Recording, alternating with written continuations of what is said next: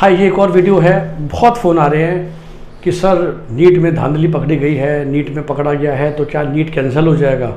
और similarly JEE main 4 में तो ऑफिशियली न्यूज़ में आ गया था, मीडिया में आ गया था, लेकिन देखिए जेई मेन 4 का भी रिज़ल्ट आ गया और नीट का भी आएगा। आप समझिए, मतलब मैं जानता हूँ कि ये अनफेयर है बच्चों के लिए कि जो ये चीटिंग होती है, और गिन चुनी तो सीटें हैं खासकर मेडिकल में, और खासकर गवर्नमेंट कॉलेज की टोटल 40,000 42,000 सीट्स हैं। उनमें भी अगर 2-3 हज़ार सीटें ऐसी चली जाएंगी और एक एक सीट के लिए बच्चे 3-3 4-4 साल से पढ़ाई कर रहे थे। बट ये शायद इंडिया की समस्या है, और ये शायद नीट का एकमात्र नेगेटिव पॉइंट ये है, और सारे नेशनल टेस्ट का, कि जब आप, कौन सा देश है दुनिया में जो कि ना एक ही दिन में 16 लाख बच्चों को पेपर कराता है।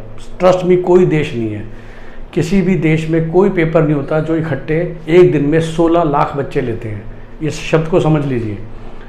अब वो देश हमारा इतना बड़ा है, असम से लेके और अरुणाचल से लेके गुजरात और कन्याकुमारी से कश्मीर, किस कोने में कौन सा करप्ट, कौन सा अनएथिकल इंसान, स्टूडेंट, पेरेंट्स मिल के ये नीट में धांधली करवाते हैं, करते हैं। शायद सरकार भी कंट्रोल नहीं कर सकती, और कई बार सरकारी जो वहाँ के लोकल होंगे उन्हीं के शय पर ये काम हो रहा होता है।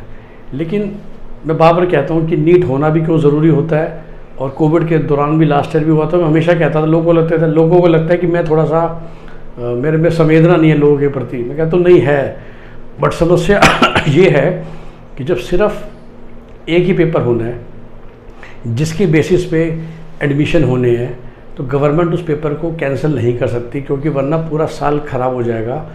और ये जो 40,000 सरकारी सीटें हैं और टोटल मिला के 83,000 सीटें हैं, 83,000, ये बच्चे जो इस साल नहीं लेंगे एडमिशन, वो अगले साल तो नए 83,000 आएंगे।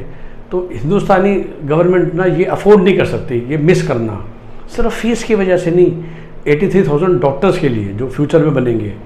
तो सिमिलरली ये पेपर कैंसिल क्यों नहीं हो सकता जो हो गया है, क्योंकि अब अगर कैंसिल हुआ तो कब तो दोबारा पेपर होगा, कब उसका डेट आएगी, कब उसका रिज़ल्ट आएगा, कब उसकी काउंसलिंग होगी, कब उसका एकेडमिक सीज़न स्टार्ट होगा।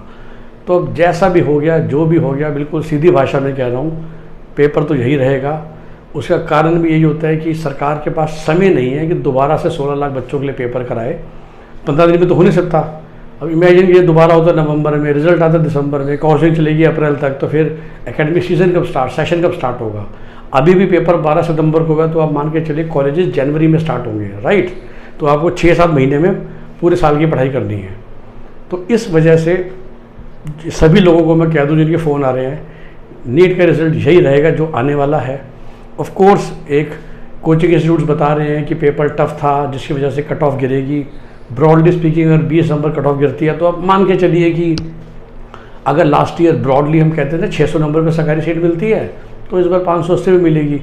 एंड सरकारी सीट बहुत कॉम्प्लिकेटेड है, हर स्टेट का रूल अलग है। हिमाचल में तो 520 में भी मिली थी, जो मेरा वीडियो है, तो शायद हिमाचल में इस बार 490 पे मिल जाएगी।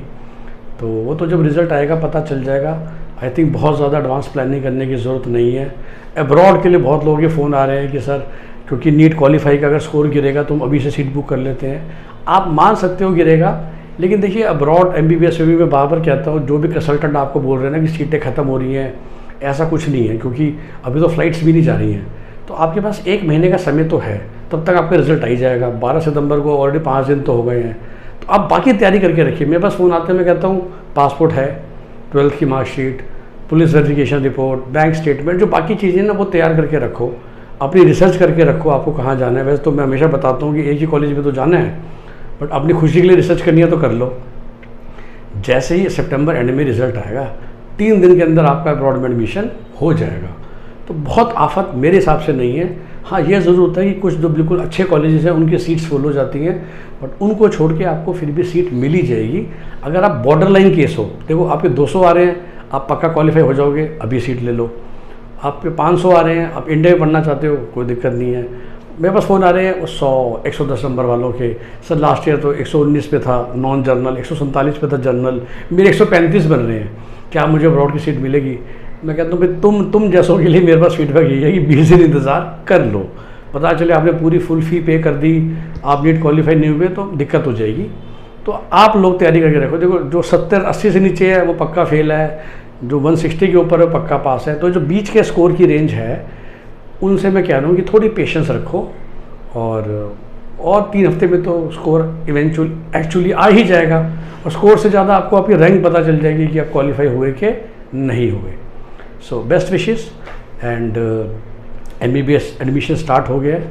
सो feel free to call us on our national helpline number, and जो भी हमसे पेड काउंसलिंग लेना चाहते हैं, हमारी काउंसलिंग सर्विसेज लेना चाहते हैं, आप हमें अप्रोच कर सकते हैं। हम आपको आपके मार्क्स के हिसाब से आपके लिए पैकेज डिज़ाइन करते हैं। हमारा स्टैंडर्ड प्राइस नहीं है, तो जो हर एक प्राइस डिफरेंट होता है, फीस डिफरेंट होती है, लुकिंग एट कि आप पे कितने नंबर हैं और हमें आप पे कितनी मेहनत करनी पड़ेगी ताकि आपको ऑप्टिमल कॉलेज दिलाया जाए। धन्यवाद।